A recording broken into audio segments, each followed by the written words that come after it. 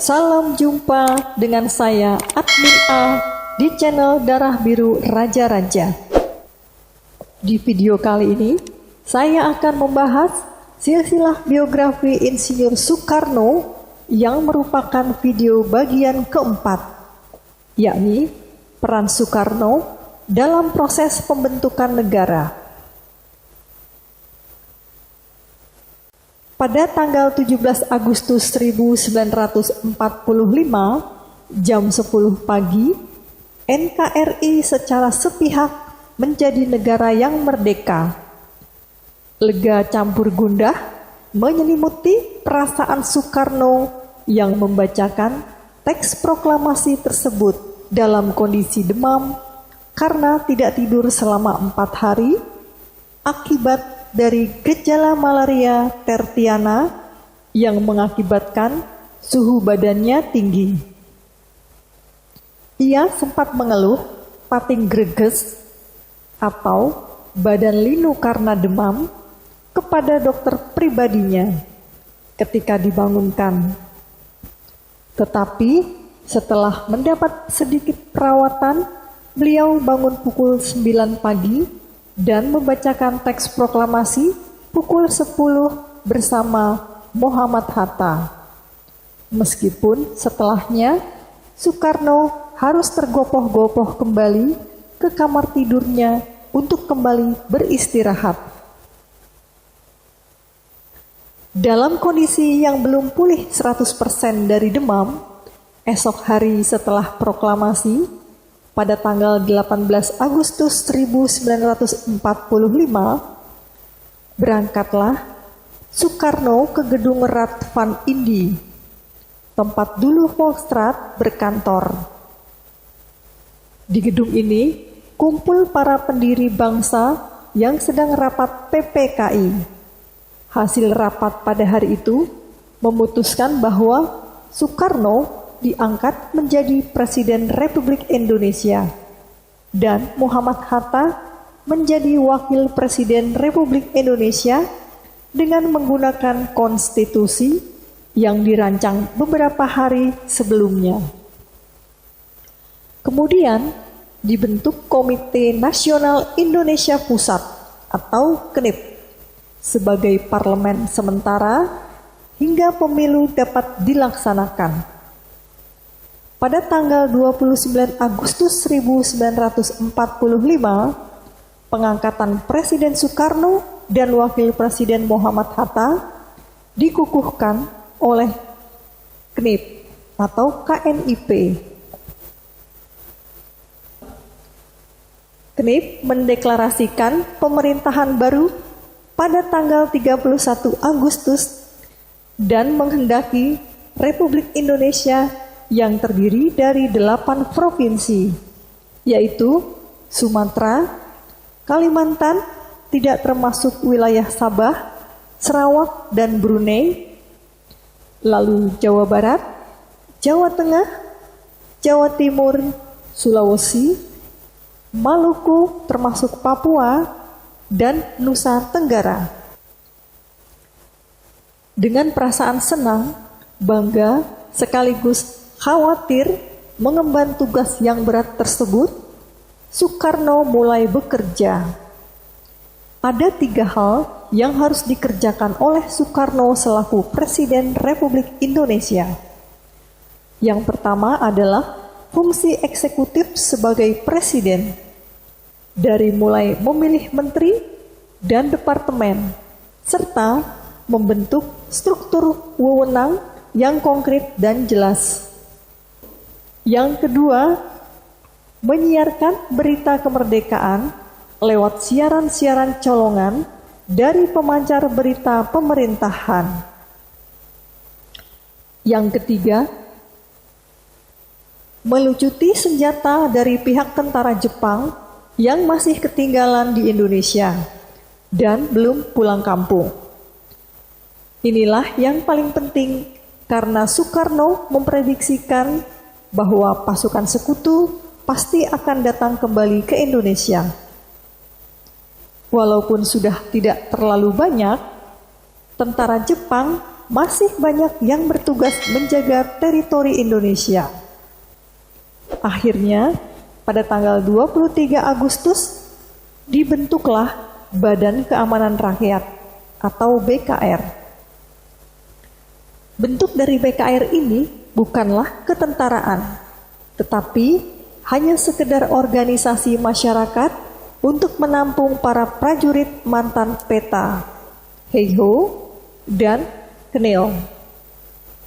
Dari nama organisasi tersebut tidak terlalu membuat Jepang curiga. Tapi di sisi lain, Indonesia menjadi memiliki organisasi pertahanan militer walaupun hanya berlabel ormas. Kini Indonesia telah memiliki beberapa senjata dan serdadu.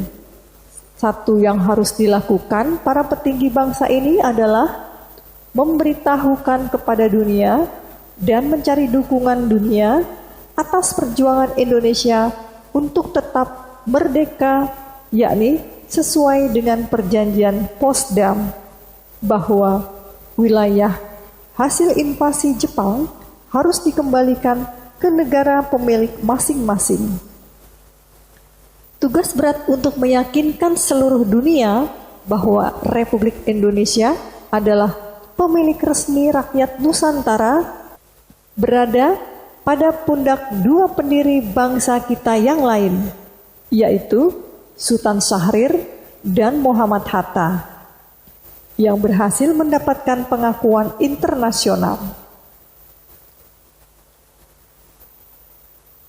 Lalu Sudirman dipercaya untuk menjadi Panglima TKR yang baru saja dibentuk, yang menggantikan Panglima aslinya yaitu Supriyadi.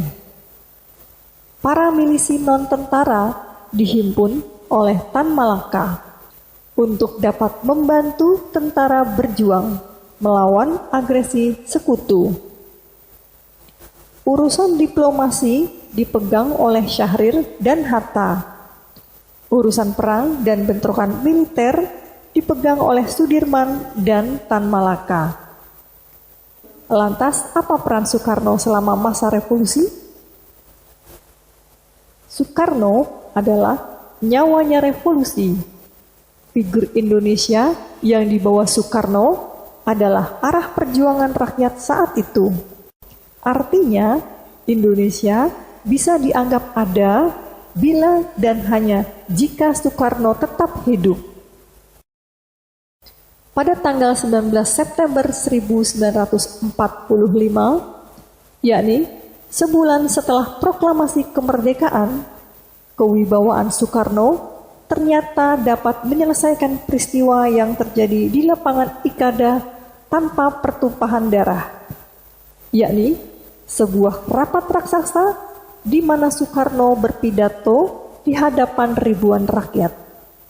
Rapat umum ini dipelopori oleh Komitmen Aksi dengan tujuan untuk menyambut kemerdekaan dan memperkuat mental rakyat mengenai kemerdekaan, serta mempertemukan rakyat dengan para pemimpinnya.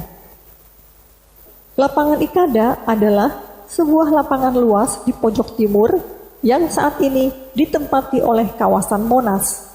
Lapangan ini sebelumnya dikenal dengan nama Lapangan Gambir dan juga menjadi pusat kegiatan olahraga.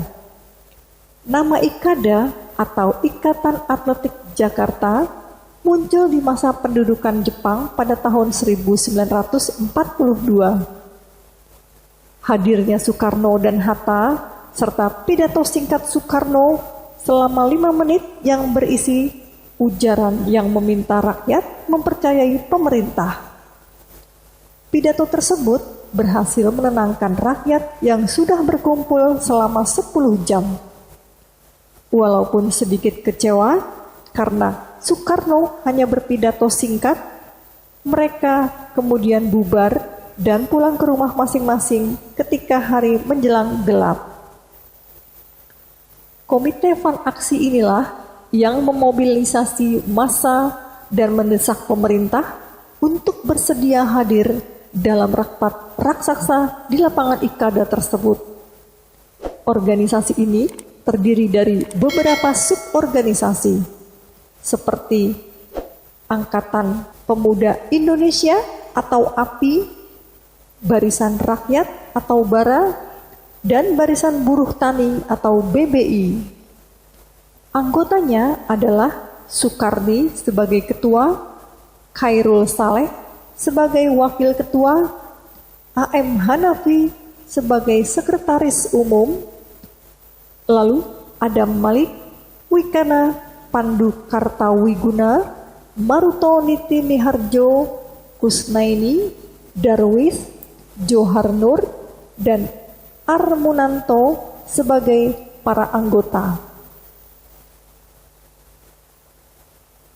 Pasca proklamasi kemerdekaan Indonesia, bangsa Indonesia masih harus meladeni pertempuran-pertempuran di berbagai daerah. Yang pertama adalah pertempuran Medan Area. Pada tanggal 7 Oktober 1945, Sekutu mendarat di Medan dengan dipimpin oleh Ted Kelly. Hal itu diikuti oleh NICA atau Netherlands Indies Civil Administration yang menurunkan pasukannya di bawah pimpinan Westerling untuk mengambil alih pemerintahan. Melihat kondisi ini, para pejuang Indonesia segera membentuk TKR. Akibatnya, pada tanggal 13 Oktober 1945, terjadilah perlawanan rakyat terhadap Sekutu di Medan, Sumatera Utara, yang kemudian dikenal sebagai peristiwa pertempuran Medan Area. Yang kedua, Bandung Lautan Api. Peristiwa Bandung Lautan Api terjadi pada 13 Oktober 1945, di mana pasukan Sekutu diboncengi NICA tiba di Bandung. Alasan Sekutu menduduki kota Bandung karena hendak melucuti dan menawan tentara Jepang. Sebulan setelahnya, yakni pada 27 November 1945, Sekutu mengeluarkan ultimatum agar rakyat Indonesia segera pergi dari area Bandung Utara, tetapi ditolak. Di sisi lain, pejuang Indonesia juga bingung untuk ikut perintah yang berbeda dari Jakarta dan Yogyakarta. Pasalnya, pemerintah Republik Indonesia dari Jakarta menginstruksikan agar mereka tidak pergi dari Bandung. Sementara itu, markas komando di Yogyakarta memerintahkan agar Bandung dikosongkan. Pada akhirnya, rakyat menuruti perintah dari Yogyakarta. Namun, sebelum meninggalkan Bandung pada tanggal 23 sampai 24 Maret 1946, para pejuang menyerbu pos-pos Sekutu dan membumi hanguskan Bandung. Ketiga, Pertempuran 5 Hari Semarang. Pertempuran 5 Hari Semarang terjadi sejak tanggal 15 hingga 19 Oktober 1945. Pada 14 Oktober 1945, para tawanan Jepang yang bekerja di pabrik gula Cepiring hendak dipindah ke Bulu. Namun, di tengah perjalanan, mereka kabur. Rakyat Semarang yang mengetahui hal tersebut langsung berusaha melawan dan meminta Jepang untuk menyerahkan senjata mereka. Namun, Mayor Kido dari Jepang menolak. Sehingga pertempuran pun berlanjut. Para pemuda Semarang kemudian berdiskusi di rumah sakit Purusara. Dalam diskusi tersebut, mereka berencana akan mencegat dan memeriksa mobil pasukan Jepang yang lewat di depan rumah sakit itu. Akan tetapi, tiba-tiba Jepang melemparkan serangan tidak terduga dan menahan para anggota polisi istimewa yang sedang menjaga sumber air minum warga Semarang, yaitu reservoir Siranda di Candi Lama. Bahkan, kabarnya pasukan Jepang meracuni sumber air tersebut. Guna mengusut lebih lanjut berita ini, Dr. Karyadi selaku Kepala Laboratorium RS Purusara diminta untuk memeriksa reservoir Siranda. Ketika sedang dalam perjalanan, tiba-tiba mobil Dr. Karyadi dicegat dan ia ditembak secara keji. Kematian Dr. Karyadi pun semakin menyulut kemarahan rakyat Semarang, hingga mereka melakukan perlawanan dari tanggal 15 Oktober sampai 19 Oktober 1945. Pada akhirnya, rakyat Semarang dan pasukan Jepang berhasil didamaikan dengan dilucutinya senjata Jepang pada tanggal 20 Oktober 1945.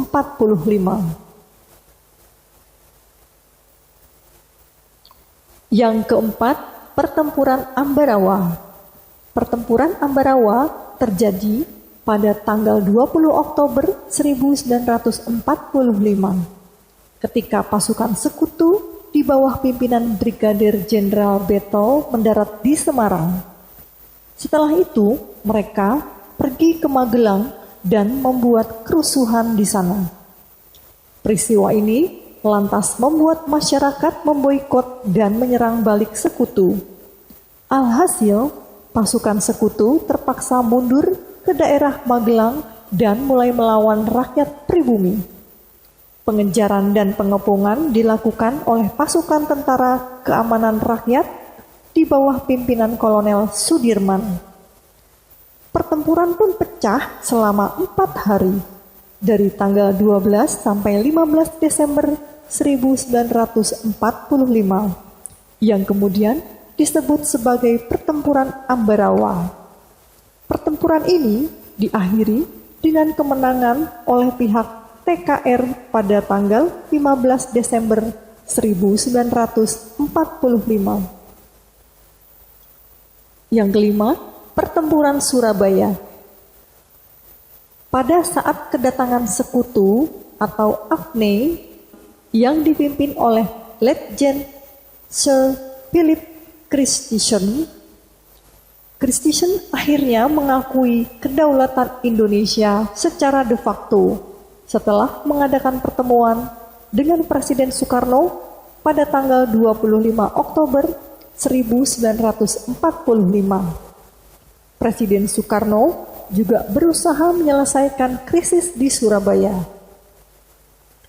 Pada tanggal 25 Oktober 1945, pasukan sekutu yang dikomando oleh Brigjen Awes Malabi tiba di Jakarta. 3 hari kemudian, yakni tanggal 28 Oktober 1945, terjadilah pertempuran antara rakyat Surabaya yang melawan sekutu. Peristiwa ini menewaskan Malabi yang kemudian memicu kemarahan sekutu dan meminta rakyat Surabaya untuk menyerahkan diri pada 9 November 1945 sebelum pukul 18.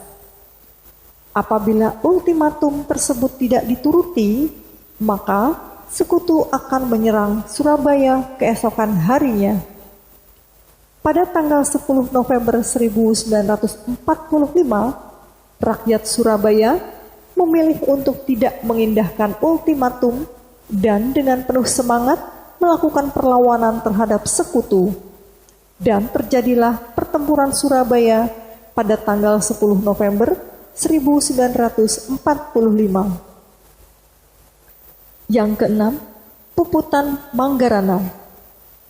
Pada 20 November 1946 terjadi pertempuran di daerah Bali yang melibatkan pasukan TKR Divisi Sunda Kecil di bawah pimpinan Kolonel I Gusti Ngurah Rai dengan pasukan Belanda.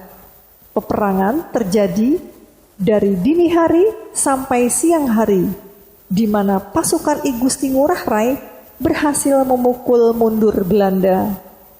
Belanda yang saat itu sudah terdesak pun memanggil bantuan. Sementara itu, I Gusti Ngurah Rai bersama pasukannya terus melakukan perlawanan sampai titik darah penghabisan.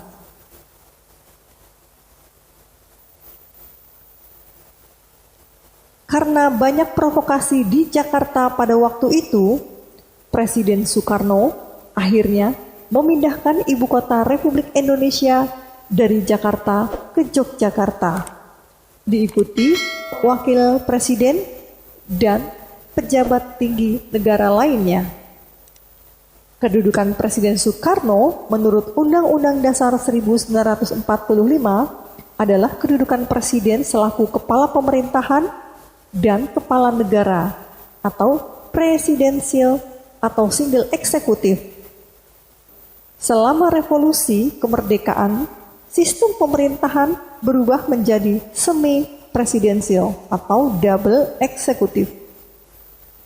Presiden Soekarno sebagai kepala negara dan Sultan Syahrir sebagai Perdana Menteri atau kepala pemerintahan.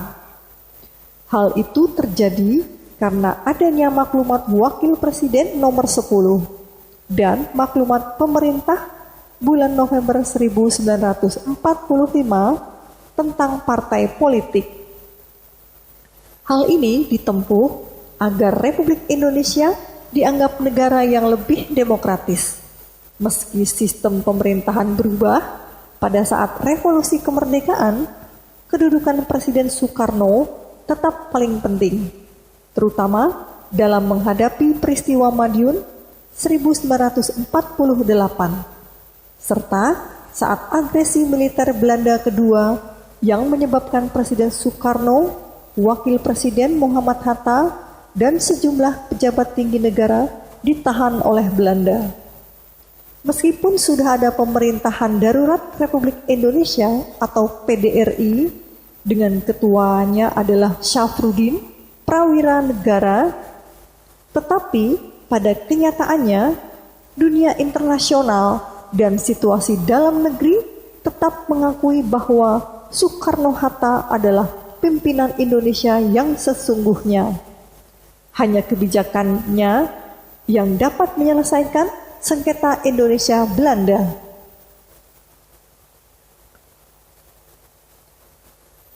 Berkali-kali tentara Inggris berusaha menangkap Soekarno, namun selalu gagal. Berkali-kali pula tentara Nika mencoba untuk membunuh Soekarno, tetapi selalu gagal. Peran dan tugas Soekarno, selain melakukan tugas eksekutifnya, beliau juga harus tetap bertahan hidup dan kabur dari entah berapa banyak percobaan pembunuhan.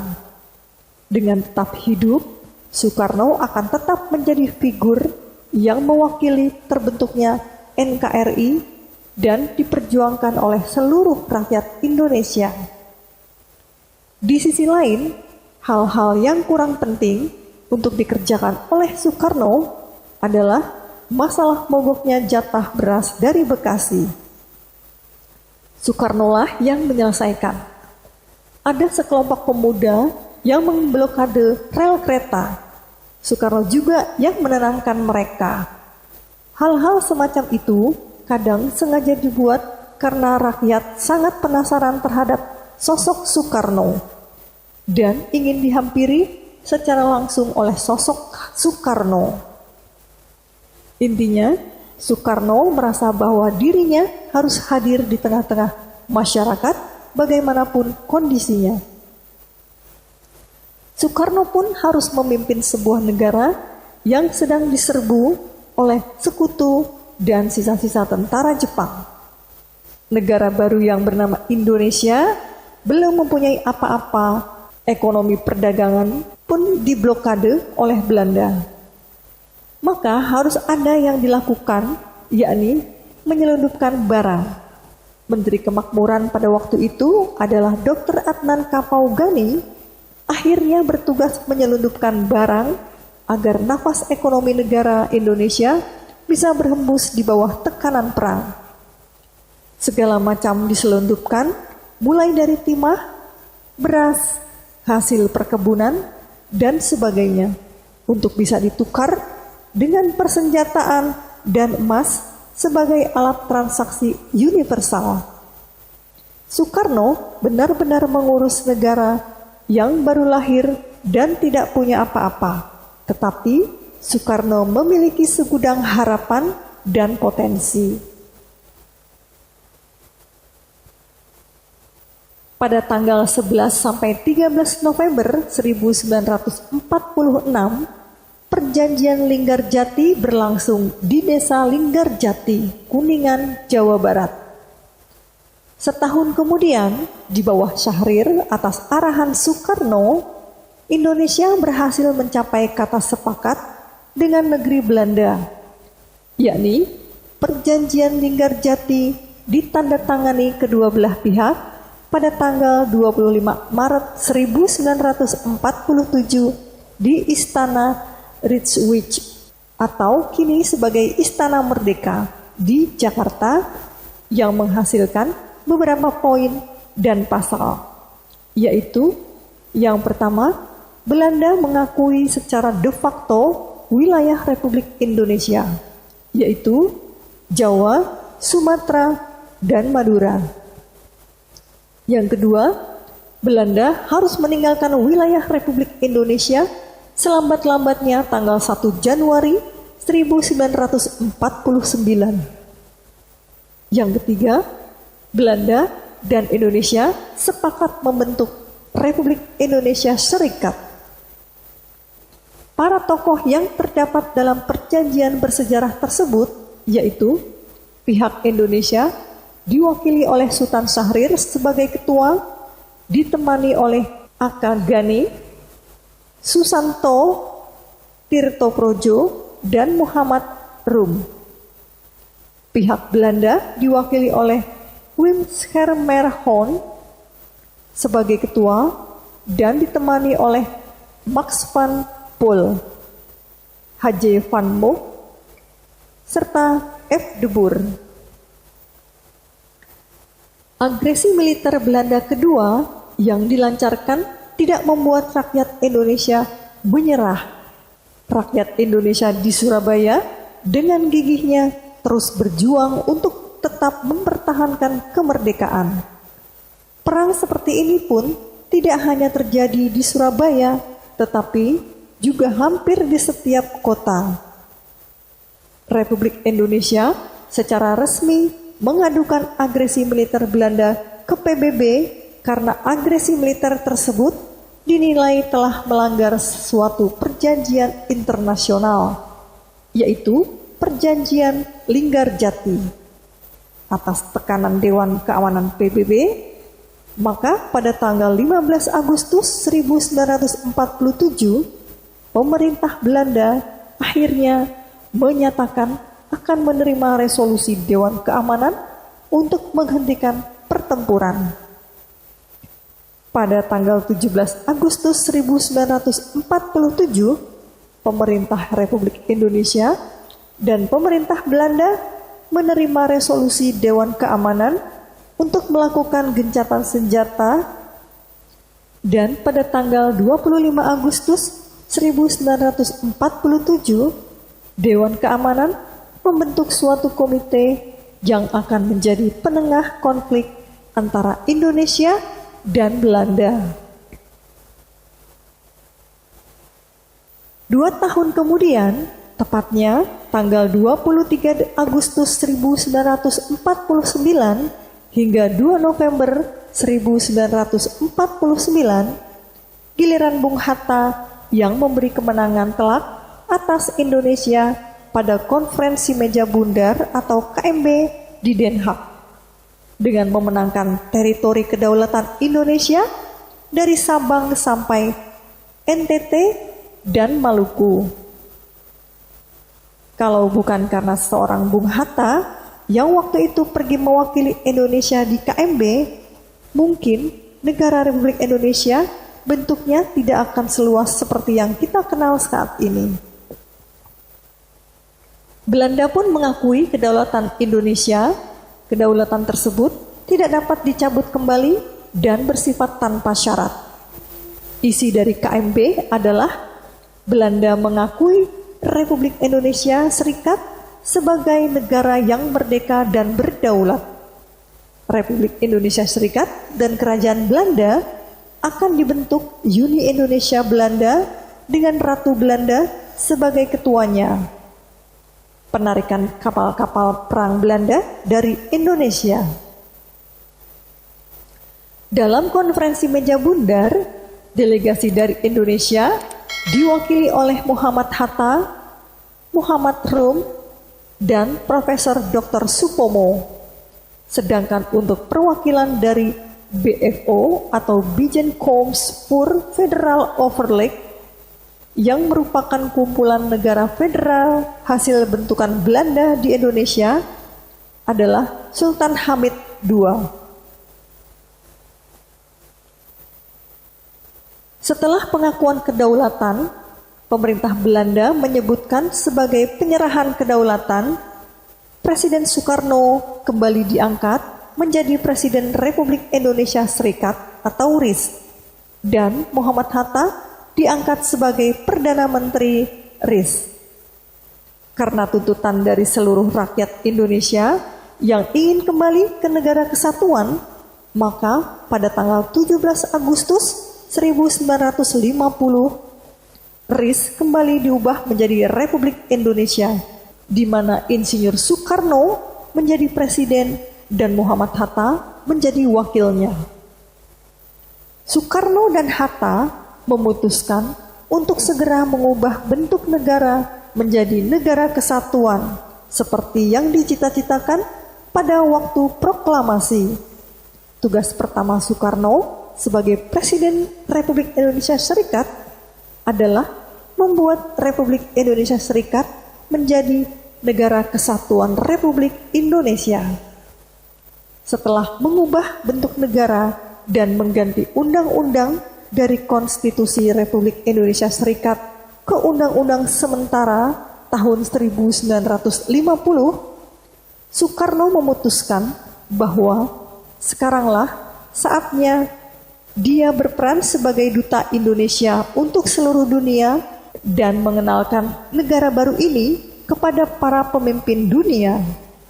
Sementara itu, untuk urusan dalam negeri, Soekarno hanya menginginkan 3 masalah diselesaikan oleh para Perdana Menteri, yaitu yang pertama, Irian Barat direbut kembali, yang kedua, pemilihan umum, dan yang ketiga, menjaga keutuhan negara kesatuan Republik Indonesia.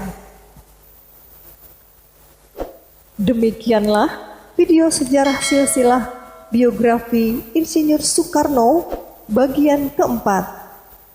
Semoga bisa bermanfaat dan menambah pengetahuan tentang sejarah di Indonesia.